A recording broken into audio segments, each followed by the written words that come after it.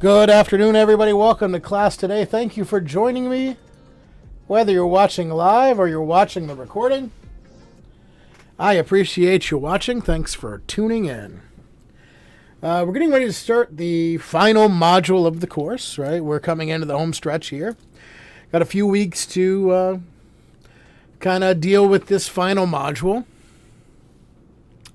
And I think we're going to be just a little bit shorter today than we normally would in terms of our live course, because I just want to kind of introduce this subject today in terms of database normalization, because up until this point, right, everything that we've done is, it's basically been code heavy, right? We were doing our select queries and we started introducing all of these other little keywords that kind of went with our select queries.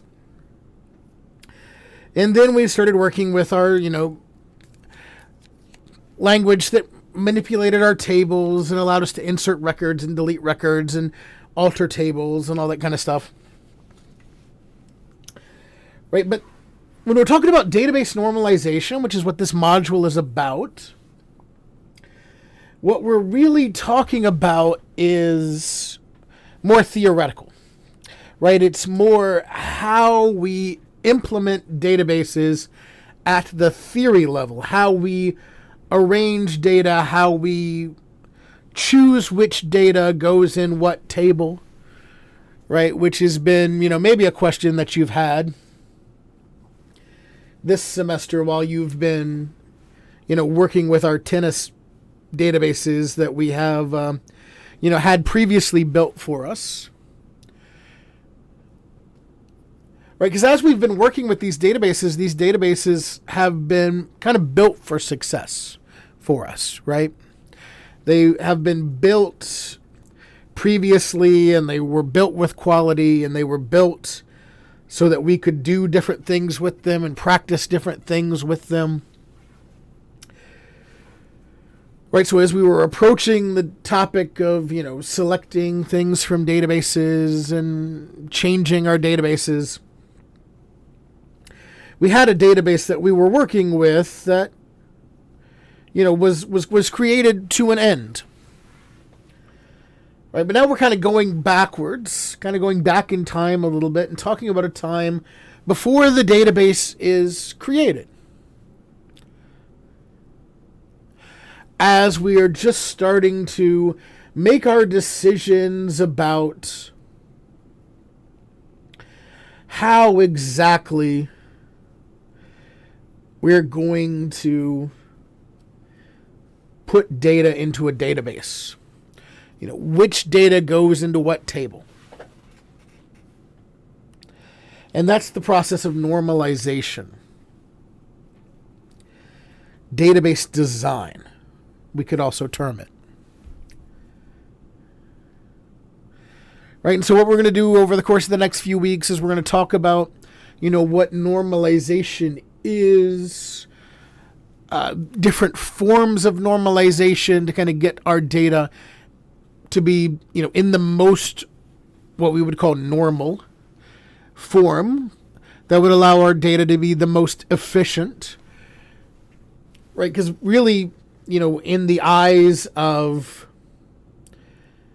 kind of what we're doing with databases, the most efficient database we can have is a database to where we are,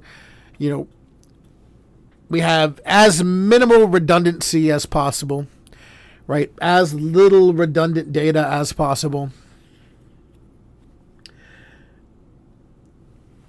As siloed data as possible. Right? One of the things that we've seen as we've kind of worked with our tennis databases, or our tennis databases, that, we've had these different databases, and that each database had a very specific purpose, right? We had one database that was specifically for player information, one database that was specifically for match information, one database that was specifically for penalty information, so on and so forth. That is another major part of normalization. So in terms of new code, we've already learned all the code, basically.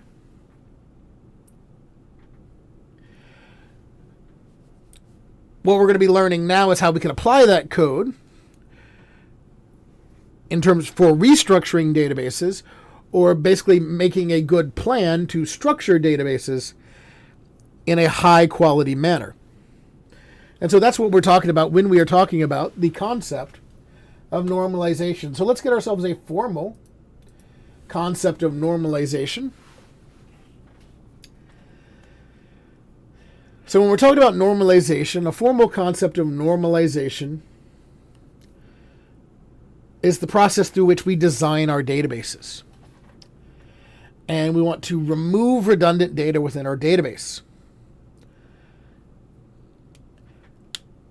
And so if we're making a good plan at the beginning, as we are starting to create a database, that is one thing, right? Like if we are, given the task from the beginning to design the database, we can, from the beginning, make it into as high of a normal form as we want to make it, which is going to give ourselves, it's going to kind of set ourselves up for success.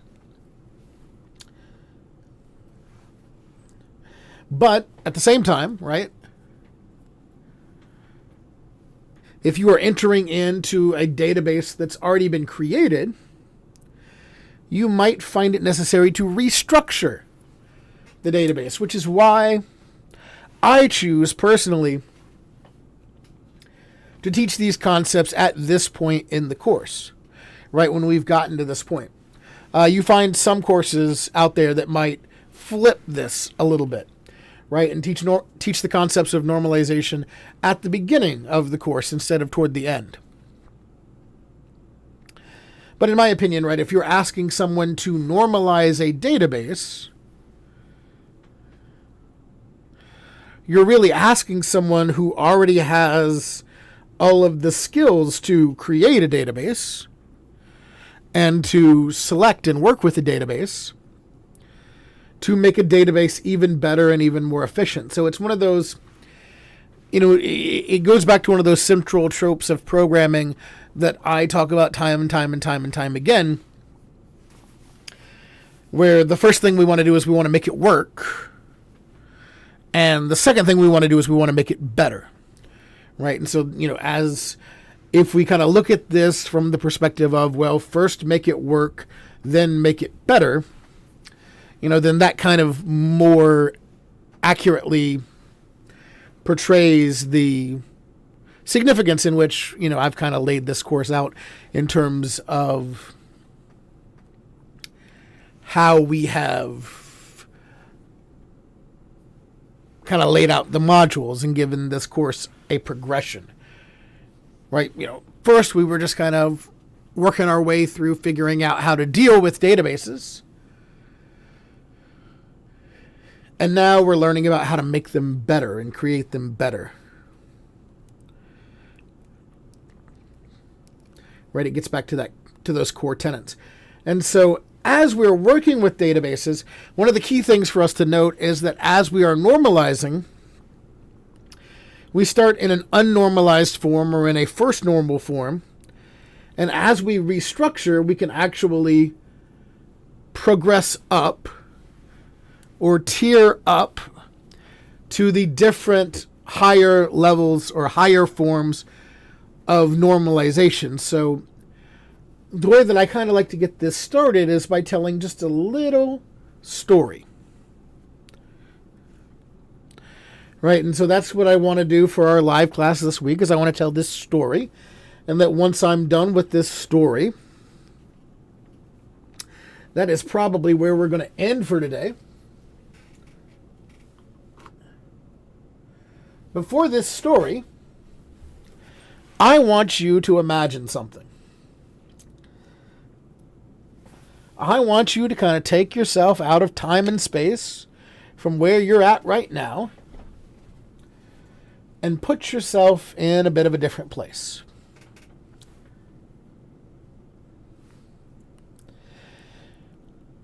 So for our story, as we begin to kind of introduce the concept of normalization and talk about how normalization can be an evolving process, and how normalization can be a thing that takes our data and makes it more and more and more efficient. I want you to imagine that you are 4 years old. And, you're 4 years old. It could just be any 4-year-old, right? You could be the parent of a 4-year-old in this case. But I kind of like it. It's a little more fun to imagine that you're the 4-year-old in this case. But I like to tell the story of just a 4-year-old that's enrolled in a preschool. And this preschool keeps data in a database about the students that are enrolled in their preschool. And because of life events in the life of this 4-year-old, it becomes increasingly important that this preschool takes better, more efficient care of their data. Right? So I'd like to kind of take this story and just kind of walk us through the process of normalization, just kind of in a nutshell. So just for the purposes of this story, you're 4 years old, you're enrolled in a preschool. At the preschool, they take your name, your address, your date of birth, your parents and your parents' names, and your parents' phone numbers, and they stick them all into one big table called contacts and info. So we got one database with one big table called contacts and info. And that one big table looks like this. And this is just based on, this is just the generic table that, this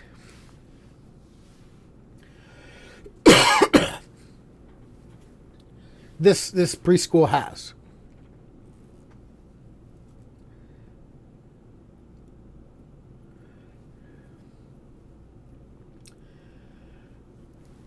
So just by nature of you coming into the preschool,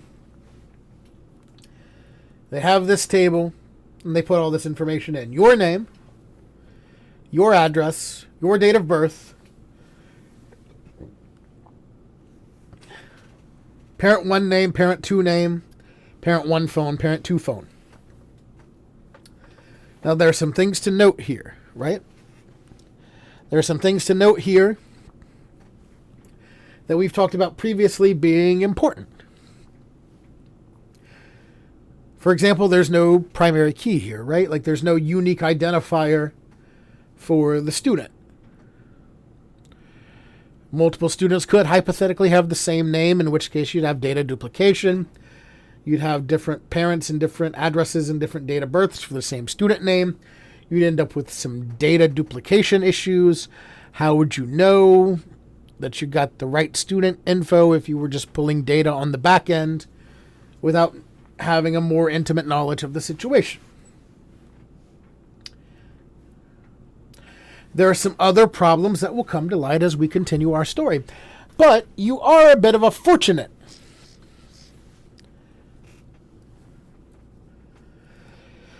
4-year-old.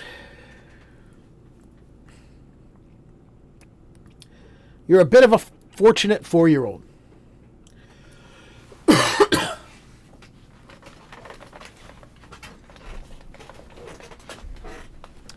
Although a little bit later on in the story, we find your life will take some twists and turns. At least for right now, you're a bit of a fortunate 4-year-old because, well, fortune being the operative word, your parents have some money.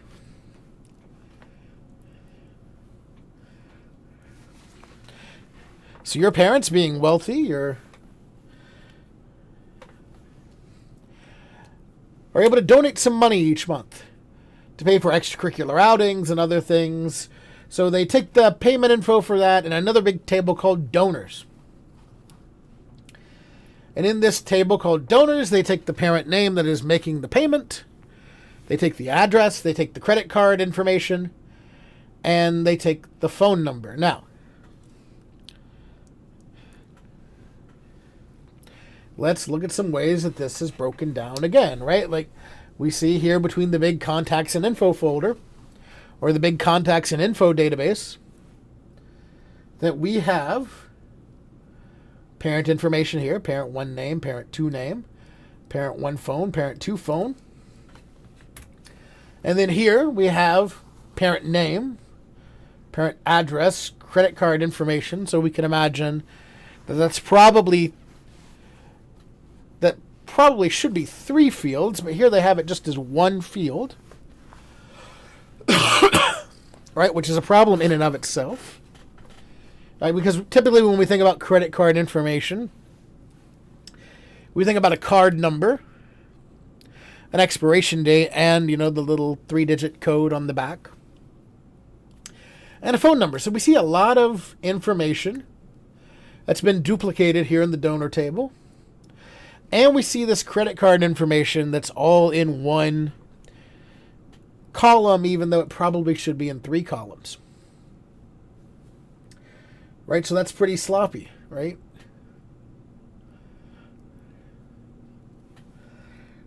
Like, they made a good idea, they had a good thought that this should probably be in another table.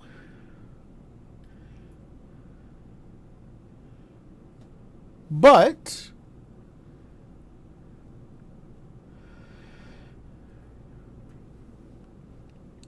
they didn't really think through the types of data that should be included in that other table.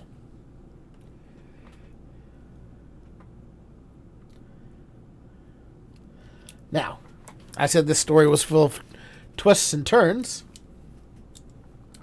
And now we have the first turn that reveals a big issue in the way that data is stored here. Right? So remember here in our contacts and info table, we have parent 1, parent 2, parent phone 1, parent phone 2.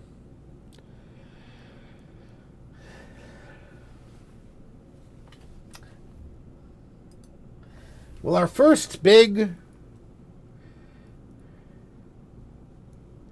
life event that's caused some issues here is that the parents get a divorce. Oh no, sad face, right? Maybe not a sad face. Maybe it's been brewing for a while. Who knows? It's their relationship, right? Like sometimes splitting up can be for the best. But at some point, your parents split up for some unknown reason, right? You're 4, they keep that information away from you, and one of them starts seeing someone else, and they get married to them. So now you have a step-parent. Which, that's all well and good, but now you have 3 parents the school can call. But the school only has 2 places for parent info.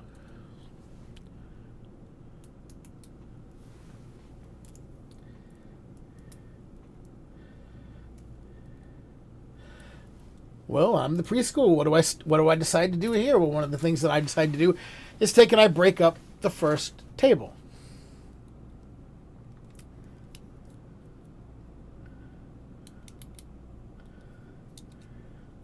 And so again, this isn't ideal, but this gets us to some of our, points of being able to design our databases for creating our tables and creating our databases properly.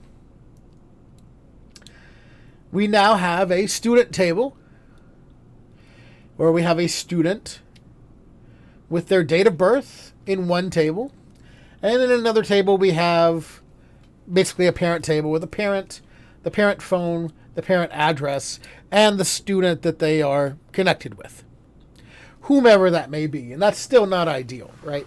Like, we're not looking at a higher ordered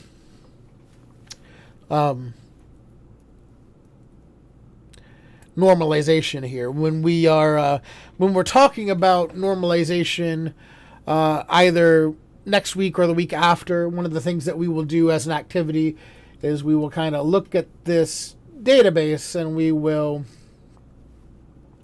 actually try to build this database properly instead of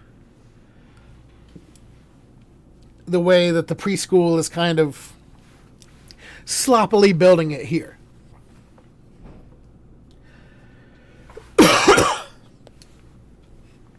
Because that's another thing, too, is that they're trying to fix things on the fly, and trying to fix things on the fly is causing them some issues, right? So they want to be able to kind of know what they're doing before they have any issues. So one of the things that we'll do in a future live class will be actually try to make a good, normalized version of this database that we're referencing here. So they split up this table to try to fix this. This way they can have multiple parents. They can have as many parents as they want, and they can, identify them to a foreign key of a student, right? That gets them a little bit better, right? Not quite as bad as it used to be. Right, we have the parent. We still probably need a unique identifier here, right? We need some kind of primary key to identify the parent. Parent phone, parent address.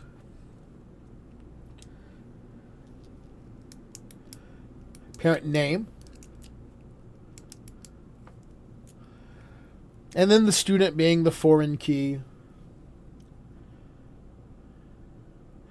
that they'd have. And actually, when I think about this, what I would actually do, and we'll do this when we do the exercise,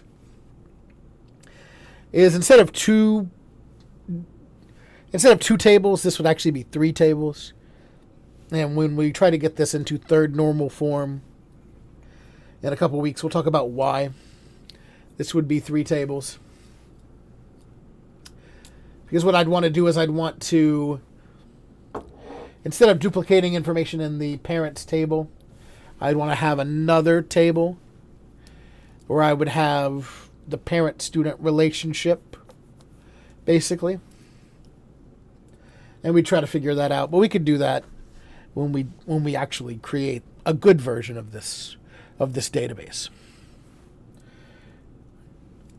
Right? So we can see that, we have this issue with the data. Data's not quite working out.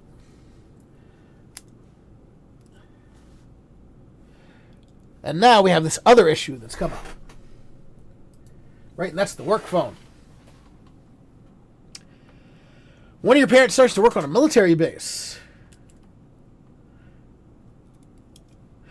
And they're not allowed to keep their normal phone on them all the time because it's not top secret worthy and doesn't shoot lasers or whatever.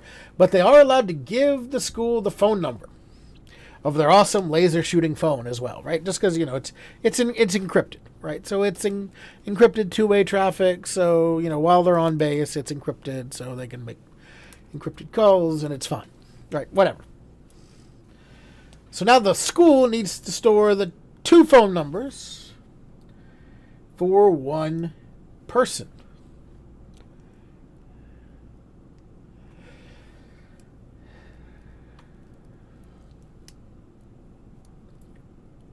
So now our database goes even crazier.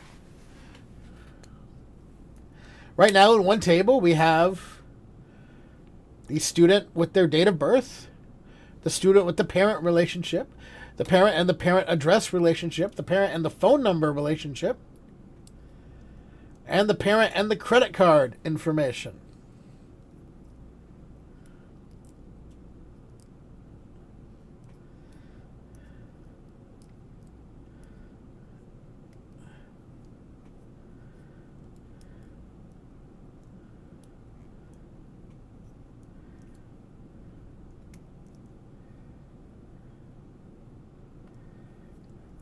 And this does kind of get into, what I was talking about previously, right? This does break into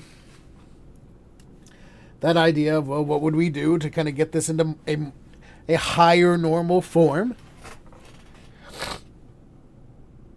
Right, and you can see as we get into higher and higher normal forms, each of our tables in our database start containing less and less or fewer and fewer columns of data. Right, and that's one of the easy ways to kind of normalize our database. Right, is because, if we break down the number of columns in our databases to be as minimal as possible, one of the things that we'll talk about is kind of, the relationships with the columns in the database, and whether or not those relationships rely on a third column or not. Right? Ideally, if we are in third normal form, we want all relationships in that third normal form to be directly dependent on one another, which we'll talk more about when we get there. More about that next week. But we can see with each life situation, it's bringing to light a new issue with the data that's in our database, that we're like, oh man, we actually, our data doesn't really work the way we had it. We need to add something else to it. We need to modify something else. We need to change something else. Because the way that we thought our data would work, it doesn't really work like that. So we want to, ideally, if we want to, work properly with our data, we want to try to make our table up front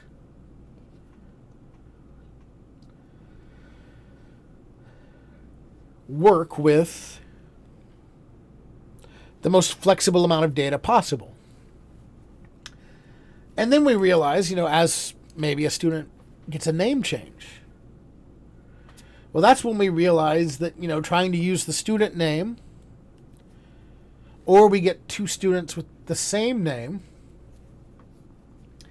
at our preschool, that's when we start to realize that, hey, just using this student name as the primary key, as the identifier, it doesn't really work.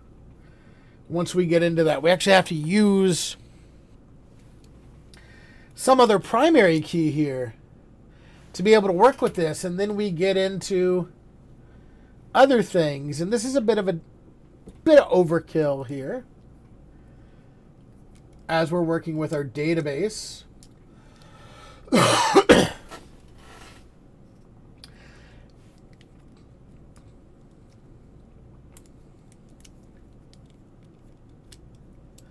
Right, but we see we probably need these primary keys. We need these primary keys just in case there are name changes, just in case there are multiple students or multiple parents with the same name. So we have a unique identifier. And so what we end up with here looks a whole lot different. And this still isn't perfect, right? Like, this just gets us a lot closer. Again, we're going to try to do a good one together in a couple weeks, right? Week after next, probably the live class before everything's due. We're going to try to do a good one. But when we look at this versus what we started with here as one table, and now we have 1, 2, 3, 4, 5, 6 tables. Things are very, very, very different. But the changes that happened to our database didn't just happen for no reason, right? They happened because they needed to happen. Some change in the life of you as a 4-year-old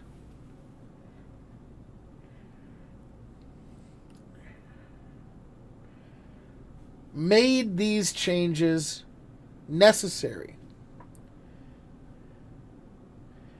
So again, when we look at why we normalize, which is at the core of what we're doing here, and this is where we'll start next week, as we'll look at, more information about why we normalize, and we'll look at, the different normal forms and where we're trying to get to. But why do we normalize? When information is stored redundantly, one, it wastes storage. It wastes both physical space and logical space, right? So whenever we are, it takes up more space on our disk. And whenever we're writing queries, it takes more time to return results to us because it's having to process redundant information.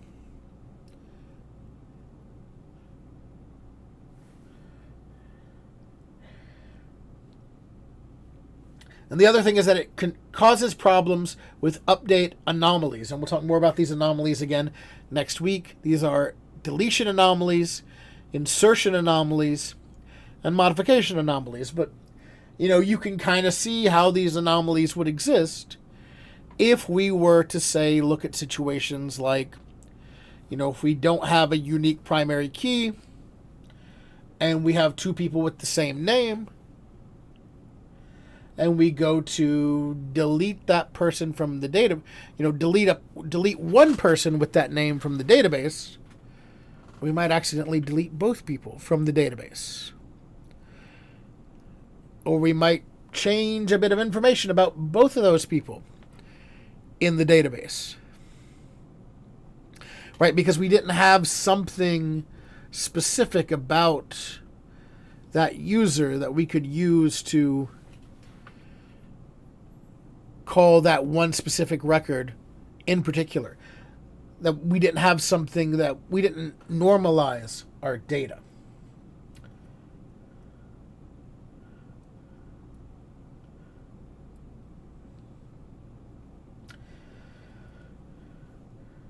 So again, the purpose of kind of what our story this week was basically just to show that life situations dictate that databases and how we store data can result in the need for normalization,